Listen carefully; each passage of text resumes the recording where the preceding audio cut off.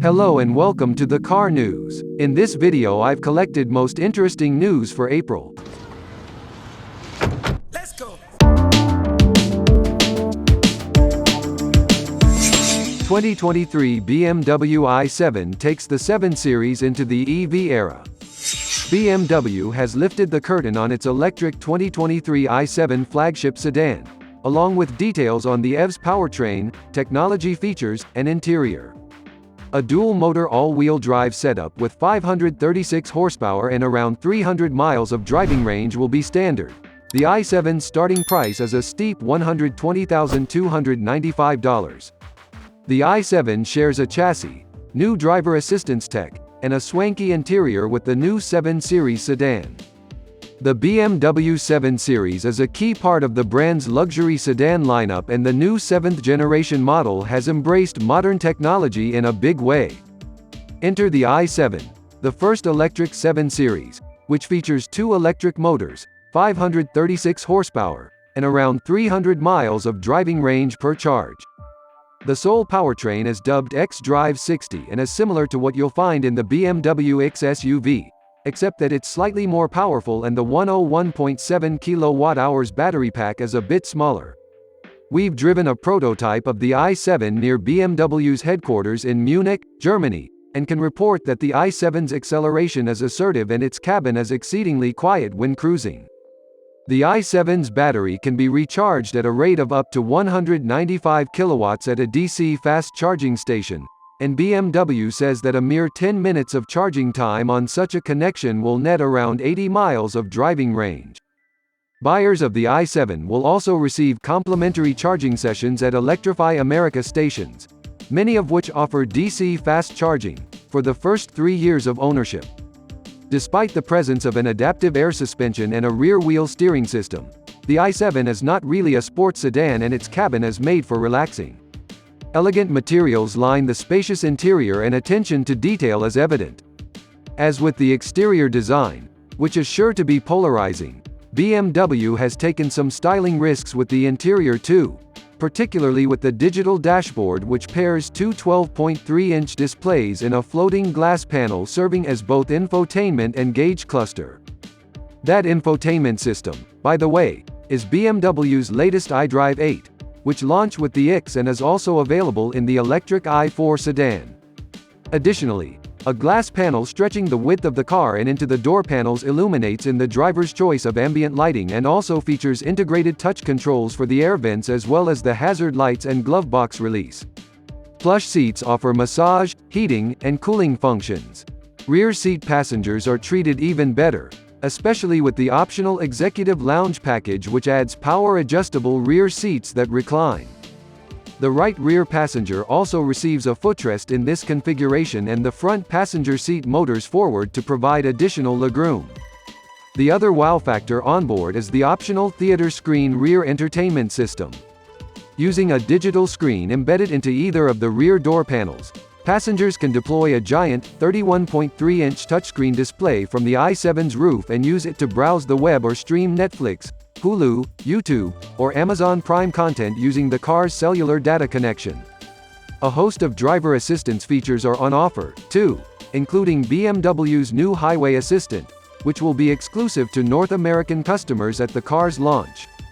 This mode allows for hands-free driving on US and Canadian highways similar to systems such as Cadillac's Super Cruise and Ford's Blue Cruise. The i7 is also capable of parking itself, maneuvering itself up and down your driveway, and reversing its way through a chaotic Trader Joe's parking lot without bumping any wandering shopping carts. Look for the i7 to go on sale in fall 2022, but you might want to call your money guy now because the entry price for all this luxury and gadgetry is a staggering $120,295. Porsche 911 Targa 4 GTS UK review. What is it? Of the endless 992 generation Porsche 911 variants, the 191 mph Targa 4 GTS is the one you're least likely to see. For one thing, it's expensive, £126,000 compared with £111,380 for the RWD Carrera GTS Coupe and £115,920 for the regular Targa 4S. At only $5,000 less than the 911 GT3, the Targa Plus GTS combo doesn't come cheap. For another, and GTS grade or not, most people pining for an open-air 911 experience will gravitate towards the Carrera Cabriolet, the current iteration of which suffers no notable drawbacks stemming from the loss of the coupe's solid roof panel and doesn't require coming to a standstill to lower or raise the roof. Part of the Targa's artful deck extends beyond the car's footprint mid-action, so necessitates stopping. Most of all, though, you might question the wisdom of giving the heaviest, most touring-flavored model in the 911 lineup a GTS makeover that adds, among other tricks, shorter, 911 turbo-derived suspension intended for very hard driving. So hard that helper springs, which are designed to ensure the main springs remain seated after instances of maximum extension, are included for the rear axle. Elsewhere, the 3.0-liter flat-six uplift in power, from 444 bhp to 473 bhp, is of course welcome as part of the GTS overhaul, as are the staggered, smart, 21 inches at the back, 20 inches at the front, Turbo S Design Center lock wheels, plus the turbo-grade cast-iron brakes. What's it like? No doubt, the Targa 4 GTS is an immensely desirable car, and any criticism as regards the concept of pairing the Targa with GTS running gear is going to come down to splitting hairs. It also succeeds as an object. The curved pane above the rear axle and the punnet handle hoop, dark for GTS, rather than the regular silver, are an attractive pair, and the predatory stance is just so. This example, in GT silver and with the 18-way adaptive sport seats, comes in at almost £140,000 but in fairness feels at least as special as any Aston Martin Vantage Roadster or Audi R8 Spider. To these eyes, silver-painted wheels, rather than black, would really set it off. The extra vocal GTS exhaust is welcome, too, and the difference is appreciable whether you've got daylight shining directly into the cabin or not. The temptation to unleash the engine and get up to the 7,500 revolutions per minute redline is that much greater in the GTS, not only because of this more aggressive edge to the exhaust note but because the revs seem to build more quickly and freely during the final 1,000 revolutions per minute or so compared with the less powerful but mostly identical units in the regular Targa 4 and Targa 4S. Overall, this is also clearly as capable as the Targa gets, with unbreakable traction, nigh unbreakable grip, plenty of accuracy, and subtly crisper turn-in with the GTS suspension and pretty outrageous reserves of composure even on more inhospitable British B roads. Able to hit 62 miles per hour in 3.5 seconds, with commensurately rapid in-gear performance, it's also faster than anybody needs, with a deliciously crisp dual-clutch gearbox playing its part. It is a stunning powertrain with a chassis to match, but is also happy enough bumbling along at 1,600 revolutions per minute. The committed stuff, however, is done through ever so slightly gritted teeth. The regular Carrera GTS Coupe weighs 140 kilograms less than the Targa 4 GTS, and you can feel the benefit of that in every direction change and compression. It earns the GTS hardware, reveling in it, and puts the added control to better, more discernible use. The heavier Targa is always working harder, and enjoying itself less, and in general becomes less natural and joyful as you push on. What this car really wants to do is sit back, enjoy the weather and cover good ground in speed and style but without overexerting itself. Should I buy one? Which is exactly what you should let it do.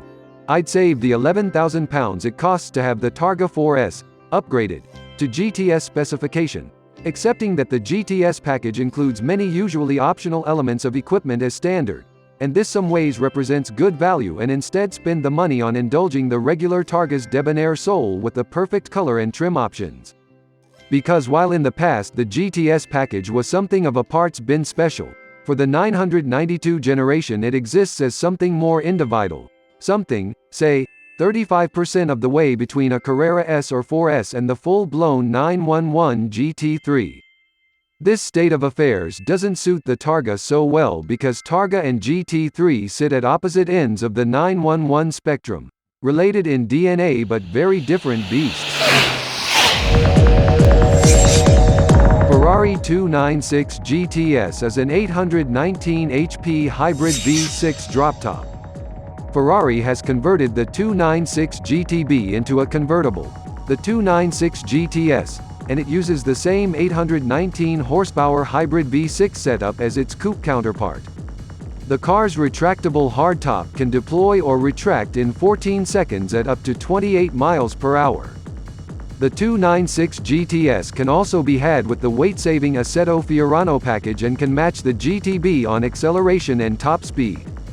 Last June, Ferrari unleashed the 819 horsepower 296 GTB, powered by the first road-going Ferrari V6 engine since the dyno of the late 1960s and early 1970s, and featuring a Formula One-inspired hybrid system. Now, with summer on the horizon, Ferrari has unveiled the 296 GTS, which turns the GTB coupe into a hardtop convertible claimed to offer the same scintillating performance. The powertrain of the 296 GTS remains unchanged from its fixed-roof brother. That means a 120-degree 3.0-liter turbocharged V6 good for 654 horsepower. This engine is coupled with an MG UK motor generator unit, kinetic, that draws on Ferrari's extensive Formula One knowledge and adds an extra 164 horsepower. Although the GTS weighs 154 pounds more than the GTB in its lightest configuration, Ferrari still claims a sprint to 62 miles per hour in 2.9 seconds and a 205 miles per hour top speed. The biggest change, of course, is the roof. Now called GTS for Gran Turismo Spider, the 296 gains a retractable hard top that can go up or down in just 14 seconds at speeds up to 28 miles per hour.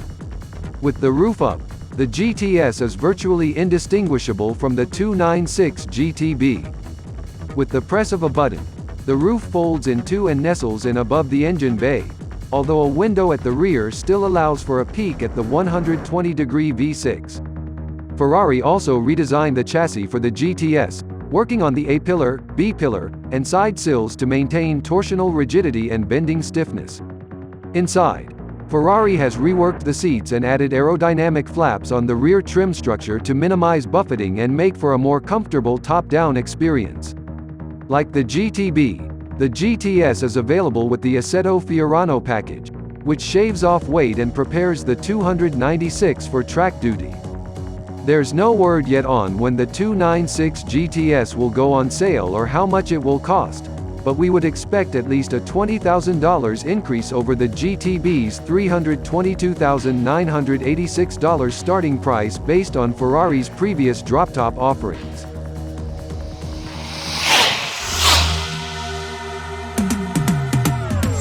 Lotus primes Type 133 saloon to rival Porsche Taycan.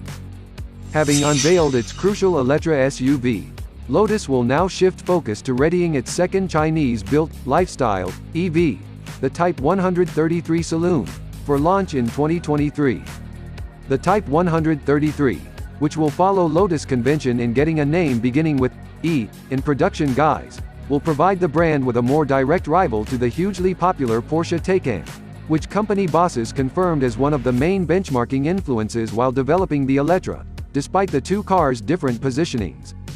Gavin Kershaw, Lotus's Director of Attributes and Product Integrity, said dynamic development of the Electra was, really, benchmarking the platform, rather than the car itself, with a view to then rolling it out to the Type 133 and a future Type 134 crossover. Kershaw referenced the suspension technologies, active roll control, CDC, continuous damping control, air-sprung independent active rear steer and active aero, as features that most obviously mark the aluminium electric premium architecture out as the more dynamically oriented platform in the Geely Group stable. He also said they have been package protected for everything we want to do with future electric cars, suggesting the Type 133 will follow suit with a similar setup. Our type of car, that we want to drive as well as it looks, requires all that technology, he said, hinting that the lifestyle positioning of EVs built by Lotus Technology in Wuhan, China, will not come at the expense of driver engagement.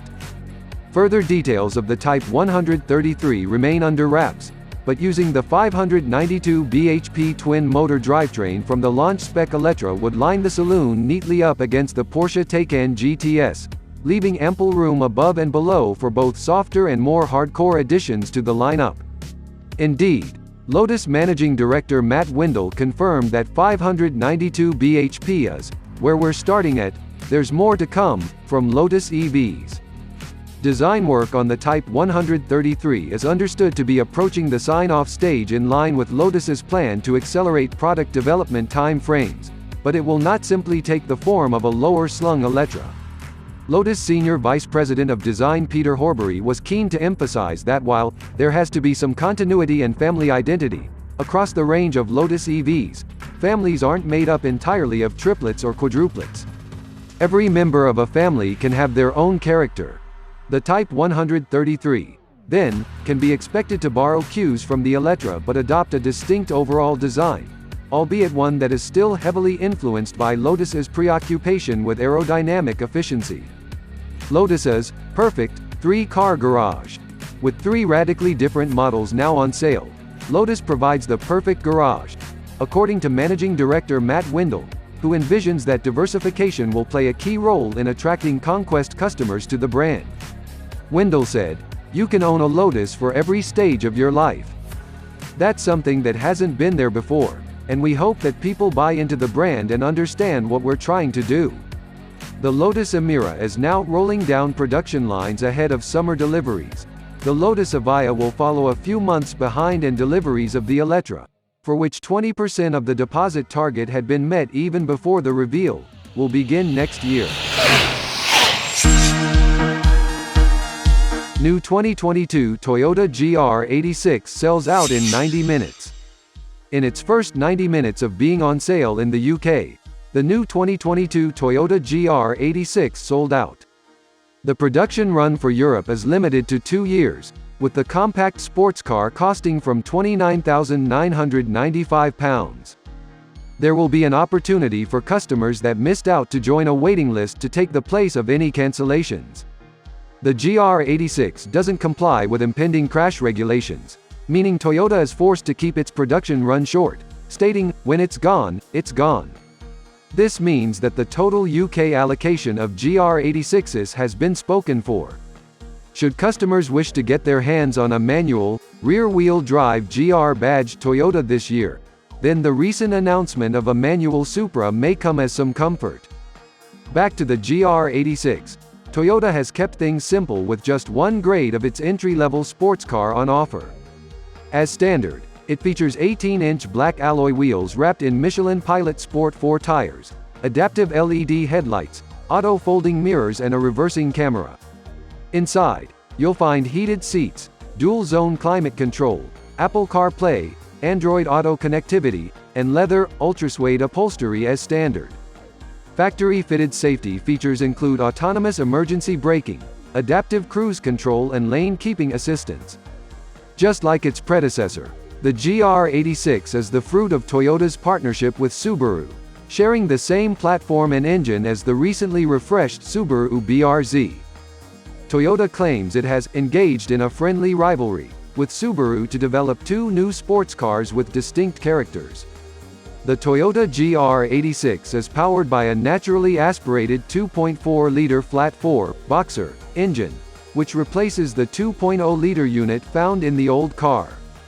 European specs are yet to be confirmed, but the Japanese version of the car produces 232 bhp and 250 Nm of torque.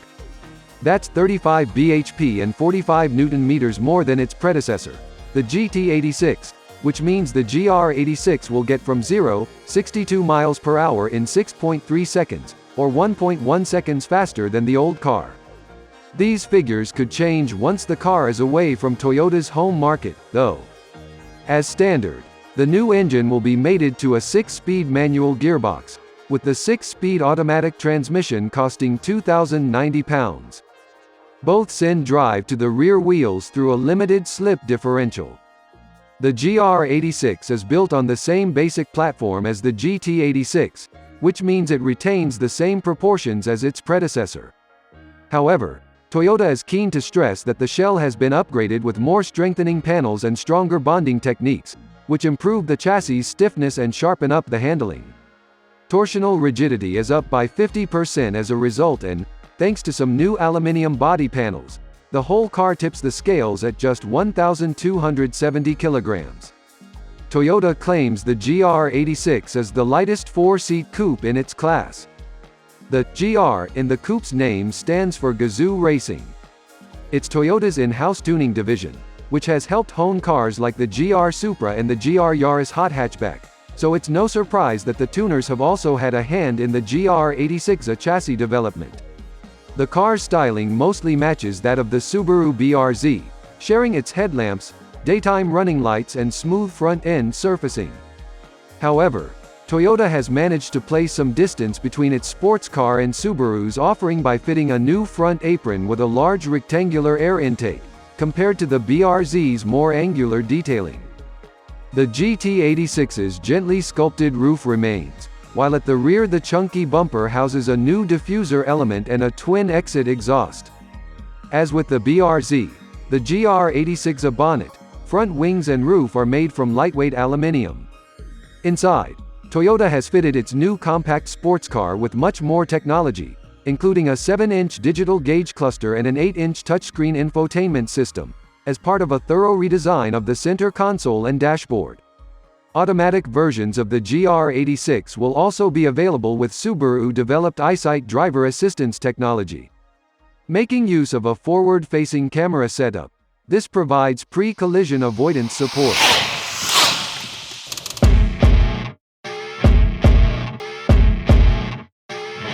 Honda HR-V 2022 Long-Term Review. Why we're running it. To see if hybrid power can make the Honda HR-V mini SUV into an efficient long-distance. I did different on the 5th try. I was driving home from the office on the adaptive cruise control when I suddenly felt myself slowing, but this time not to match the vehicle in front. I looked down at the digital dial display, not that there was any. So the HR-V actively tried to steer me back into the path of the parked cars. Can you imagine? I swear, officer, it was the car's fault. It's so sad when positive aspects of any car are pushed down the order of discussion by frustrating electronics. While I'm in the mood to complain, I might as well get this said. 20 miles isn't enough warning for a required refueling. Yes, I know I should keep note of the gauge at all times, but I'm rightly used to the fuel light coming on with 40 or 50 left. Fortunately, I was 17 away from the next service station this morning and not 21. 2023 Kia Sportage pricing ranges from $27,205 to $38,005. Kia has announced pricing for the redesigned 2023 Sportage. It starts at $27,205 and ranges up to $38,005 for a loaded X Pro Prestige model. Pricing for the hybrid starts at $28,505, and a plug-in hybrid model is coming later. Update the 8th of April 22. We have added pricing for the hybrid model. Like nearly every new model these days, the redesigned 2023 Kia Sportage receives a significant base price bump over its predecessor. The LX trim starts at $27,205. A $1,900 increase over the outgoing 2022 model. The mid-level X, though, is $29,205, which is actually $400 cheaper than it was last year. A hybrid model is new and starts at $28,505. The new Sportage's other trim levels don't line up neatly with the previous model's lineup, as Kia has introduced a new X-Line model with an off-road appearance package that starts at $32,005 and comes standard with all-wheel drive. The previous Sportage's SX Turbo trim with its optional 237 horsepower engine has also disappeared, as all Sportages now come with a naturally aspirated 187 horsepower 2.5-liter inline-4, with the front-wheel drive SX starting at $32,705. All-wheel drive is an $1,800 option on the LX, X, and SX. The Sportage X Pro is also a new model that features all-terrain tires and the same appearance tweaks as the X-Line.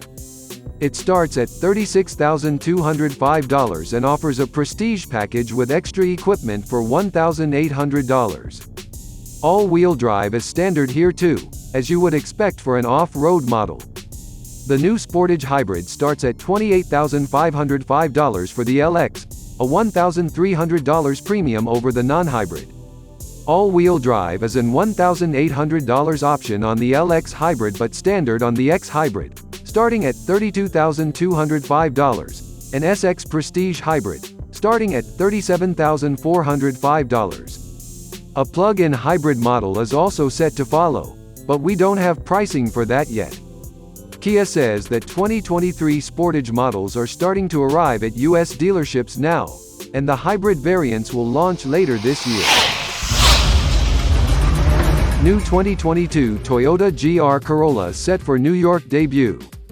Toyota will publicly debut the GR Corolla, its new Honda Civic Type R and Volkswagen Golf R rival, at the New York International Auto Show later this month. A new entry to the fearsome hot hatchback segment, the long-awaited GR Corolla will take to the show floor on from 15 to the 24th of April, at the Jacob K. Javits Convention Center in Manhattan. The hot new take on the Toyota Corolla joins a quickly expanding lineup of hot Toyotas developed by the Gazoo Racing Performance Division, alongside the Toyota GR Yaris, Toyota GR Supra and Toyota GR86. But unlike those cars, it isn't destined for sale in Europe. The hikes come courtesy of a triple-exit exhaust, which reduces back pressure and improves exhaust flow, a new, multi-oil jet piston, cooling system, larger exhaust valves and a part-machined intake port.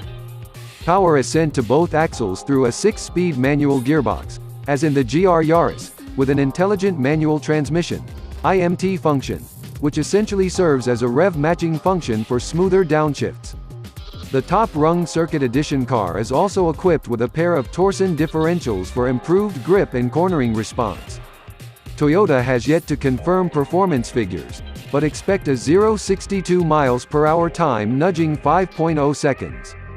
While the GR Corolla's silhouette is more closely related to the car on which it's based than with the GR Yaris and regular Yaris, Toyota claims the highly rigid body was specially constructed for the new car.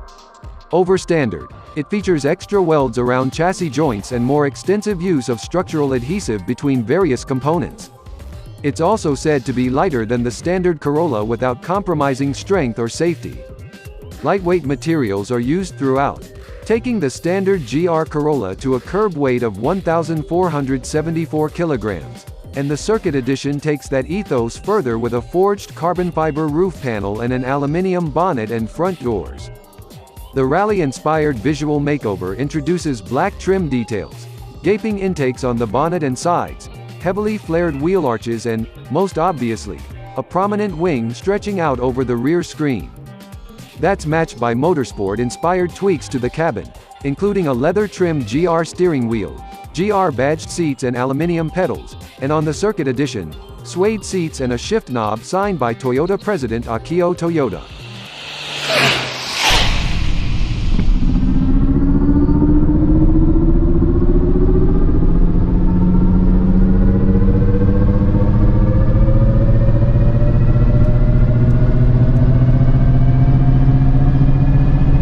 The 2022 Mercedes-AMG EQS starts at $148,550, add some free charging.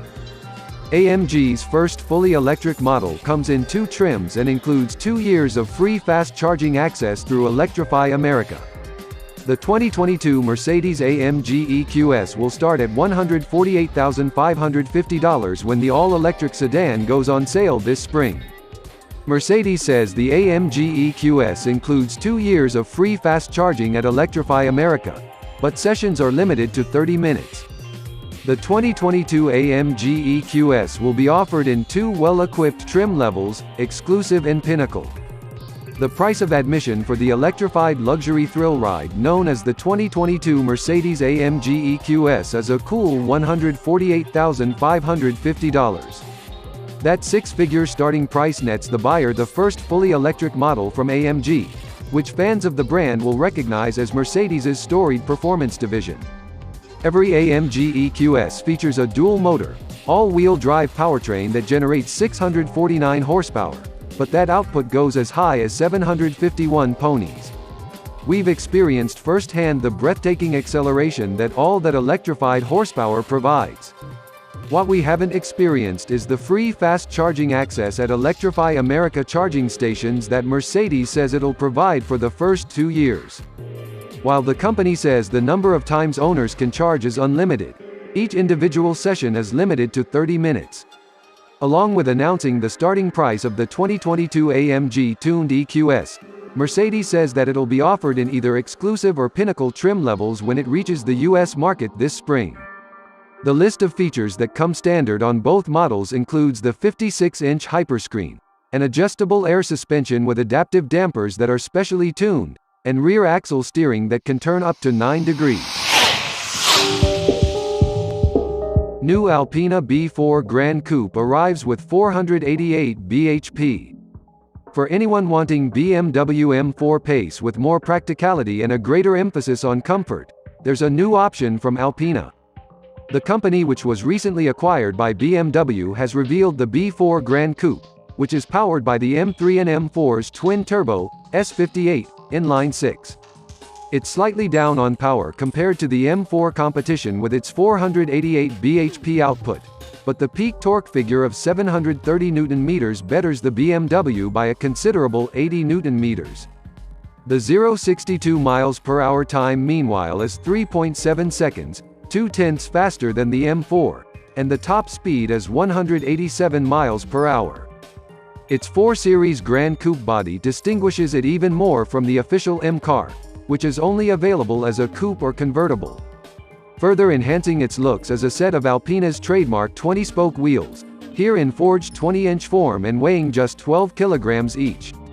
There's also an Alpina-branded front splitter, a rear boot spoiler, a quad-oval exit exhaust, and optional Alpina stripe decals. Hinting that the B4 Gran Coupe isn't a typical uncompromising performance car, Alpina says it combines emotional driving dynamics with comfortable touring. Chassis modifications include an additional 1.25 degrees of negative camber for the front wheels, new front anti-roll bars and a bespoke spring and damper setup. Wrapping those 20-inch wheels are bespoke Pirelli P0 tires.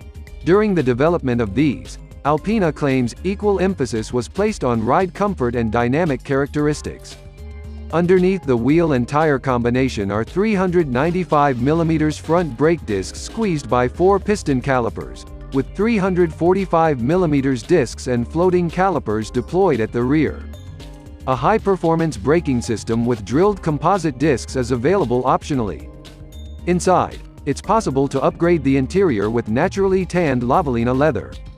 There's a special numbered plaque near the iDrive controller, while the BMW roundel on the steering wheel has been switched for an Alpina logo.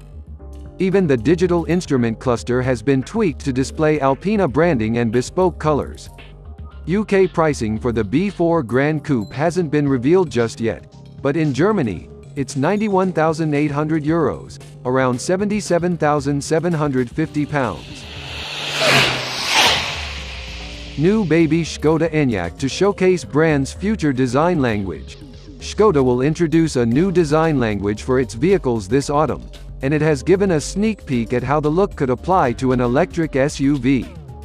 At the Czech brand's annual press conference, outgoing CEO Thomas Schaefer reported a tough second half of 2021, as the global semiconductor crisis hit Skoda's manufacturing. But the firm still reported an improved margin on sales of 6.1%, and made over €1 billion of profit, up from €756 million in 2020. Schaefer revealed that Skoda is targeting further modernization of its brand in 2022, and said that a new design language, labeled Modern Solid, will be at the heart of it. "You will see a wow moment for our competitors and our customers," he said. The speech was accompanied by a slide showing a mostly blurred image of an SUV, but with the front area of the car left in focus, revealing that it has a flush grille typical of an electric vehicle. It is likely that the model concerned is a concept designed to preview the new design language, but the Czech company also has a history of not issuing any show cars that do not closely represent final production models.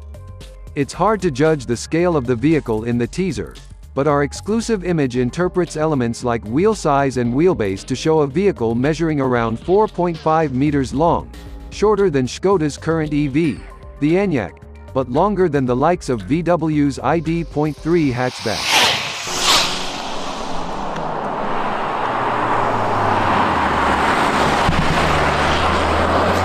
Porsche Macan T 2022 review. What is it?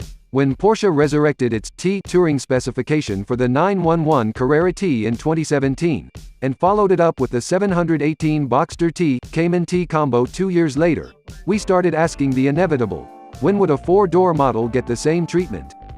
There wasn't long to wait. The Macan T, which in Porsche speak means touring, arrives this summer with a sharper dynamic brief than the vanilla Porsche Macan, along with sportier styling and an extended equipment list as standard. The entry-level car's 263 bhp four-cylinder petrol engine is retained, meaning it sits below the V6-powered Porsche Macan S on performance, but a recalibrated chassis, stiffer anti-roll bars and a 15mm ride height reduction, 25mm with optional air suspension promise greater driver appeal. Visual tweaks include an agate gray metallic front splitter, mirrors and side blades, along with a roof spoiler and 20 inches alloy wheels in exclusive colors. How prominent they look is color dependent, but all help set it apart from the standard car. Inside, the sport seats get soft text inserts with silver striped stitching and are heated as standard. The Sport Chrono package is also included. Were you to spec a standard Macan to the same level, it would eclipse the pre-options price of a Macan S. What's it like? What the T lacks in power compared with the Macan S, it makes up for in weight savings, with 58 kilograms less mass over the front axle. It feels more nimble on turn-in as a result, letting you side through corners with the precision normally expected from a sports saloon rather than a compact SUV.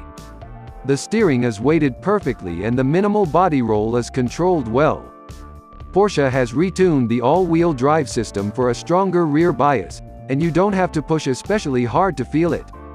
Exit a particularly tight corner under a heavy throttle and the rear steps out ever so slightly, before collecting itself and pressing on. It allows for an entertaining yet controlled drive when you want, and confidence-inspiring levels of grip everywhere else. The stiffer setup is felt through the car's ability to cling to the road at speed. Sport Plus mode sharpens things up to the extreme, particularly with the optional air suspension that drops the ride height another 10mm on demand, but it also makes you feel every road imperfection, however small. Normal mode is far more relaxed for everyday driving. Porsche's quick-shifting PDK automatic transmission helps to make the most of the engine's power band, with peak torque arriving at 1,800 revolutions per minute and the turbo spooling up rapidly after, but this isn't an explosively quick car. It pulls smoothly, and the brake-based torque vectoring fitted to our test car helps to put its power down when traction is limited, but you might find the Sport Response button sees more use here than it might on other Porsche models. It doesn't have a particularly great-sounding engine note, either, although our test car didn't have the optional sports exhaust fitted. In all other respects, the four-cylinder Macan remains an excellent all-rounder, small enough to place precisely on a narrow road, but with enough space to carry four in, relative comfort, and with respectable economy when you're not hustling it around. Last year's midlife update really helped to bring the cabin up to date, with a center console featuring haptic touch buttons instead of an abundance of physical ones. Android Auto sadly remains absent, but Apple CarPlay is present and correct, and the PCM infotainment system is a lot more straightforward than other Volkswagen Group offerings. Should I buy one? Stuttgart's brief was to give the firm's bestseller added dynamic appeal, without upsetting the established order. I'd say the Macan T is mission accomplished. Keen drivers already considering a four-cylinder Macan shouldn't have to think too hard about stepping up to the T. It's not as characterful as the Macan S, and the upgrades won't make themselves obvious on the daily commute, but on the right road, it's a more engaging steer than the entry-level offering.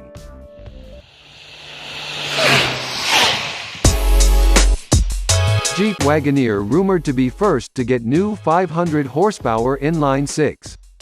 Stellantis' new twin-turbo 3.0-liter inline-six is dubbed Hurricane and could make its way into the Wagoneer and Grand Wagoneer as a $2,000 option soon.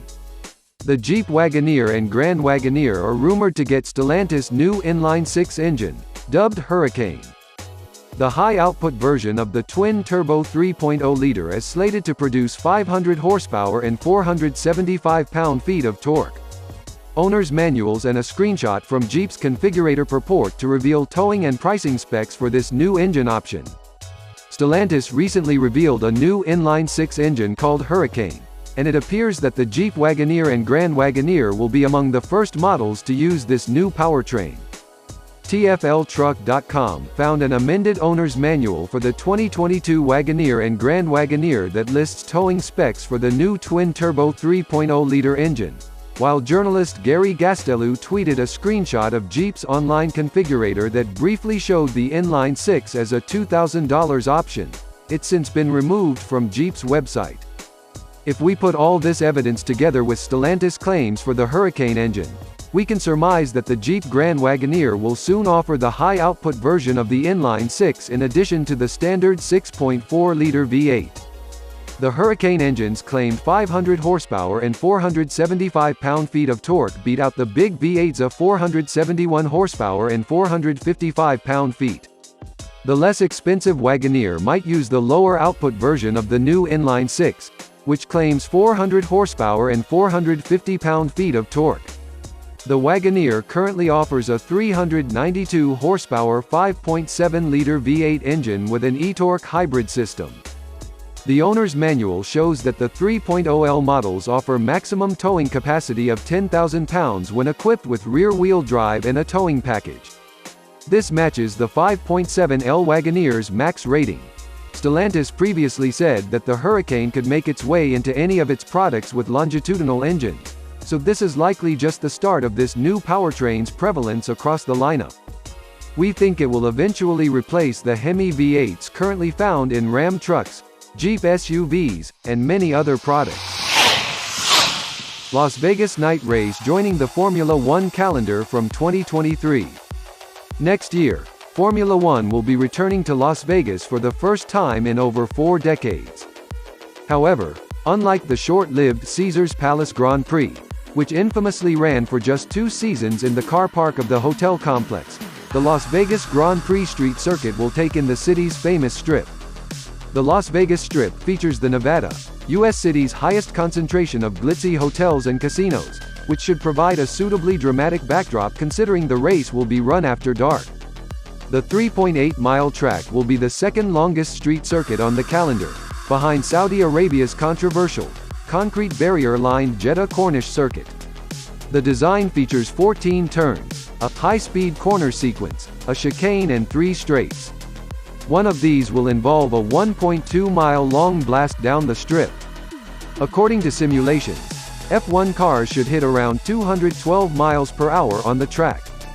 It'll be a high-speed lap overall, with average speeds expected to be similar to those experienced at Monza for the Italian Grand Prix.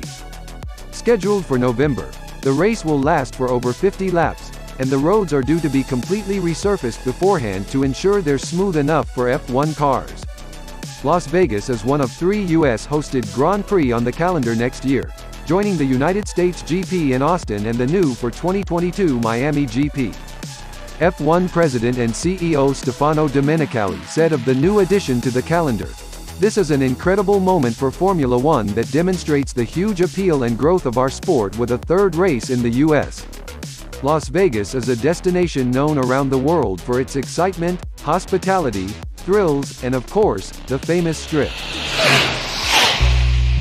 Ford Focus Streetline Vignale 1.0 Ecoboost MHEV 2022 UK review. 3-cylinder mild hybrid powertrain might sound feeble on paper, but it works really well in what remains a cheeringly fun family hatchback that has learned some more modern tricks. What is it? In its pomp, the Ford Focus was a giant of our continent's car market worth more than 500,000 annual European market registrations, but to find a year in which it recorded even half of that tally now you have to look back more than a decade. Landmark car or not, this hatchback's sales fortunes are dwindling, and that helps to explain quite a lot about Ford's latest model line overhaul for it. This brings a refreshed look, a new cabin layout and plenty of new infotainment and active safety features for the Focus, but it disguises plenty of cuts too. Where a couple of years ago there was a range of 3- and 4-cylinder petrol and diesel engines in the car, now only the originally entry-level, Eco Blue, options remain on the diesel side, while the upper-level 1.5-liter petrol options have been dropped also. Ford is using its 48-volt mild hybrid technology to bring a little variety back into the Focus's technical armory. The Focus's showroom range is now made up of entry-level, trend, mid-range, titanium, sporty, Saint line, and crossover-inspired, active, trim levels, and of regular hatchback and 5-door estate body styles. Ford's rather ill-fated, Vignale luxury trim level, meanwhile, has been turned into a glorified options package available on all but the bottom-rung car. On an Saint line car it gets you a B&O premium audio system, an alloy wheel upgrade, Sensico, synthetic heated leather seats, digital instruments, a wireless charging pad, a ski hatch and some styling touches. It'll cost you £2,200, which could seem steep on a regular Focus that might already cost more than £30,000 before you tick any options boxes, but that's the territory in which this car now finds itself. The Focus's volume-selling glory days are behind it. In order to make financial sense for Ford, it now has to turn a profit via the most direct route available, and that means offering more to the customer than it used to both inside and out. What's it like? The Focus's exterior refresh gets it off to a good start. The car has quite a bold and appealing front end with a slightly bluffer nose and grille, although the radiator grille and bumper styling changes depending on model version. The car's interior design has been tidied and rationalized effectively, but not driven upmarket much. Elsewhere, the Saint line Vignale spec sport seats are a little hard and short in the base, but the car's ergonomics are otherwise good, and the new digital instruments are bright and readable. On the move is where the Focus's really distinguishing qualities continue to be found, even in downsized mild hybrid form.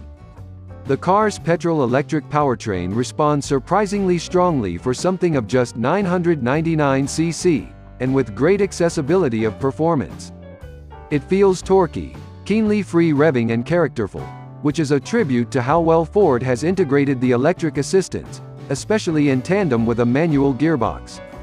It's hard to average much better than 45 mpg from it, but equally hard not to be impressed with its blend of qualities in any case. Those qualities marry ideally with a chassis that loves to carry a bit of speed, and still handles with true tenacity, incisive balance and outstanding cornering poise.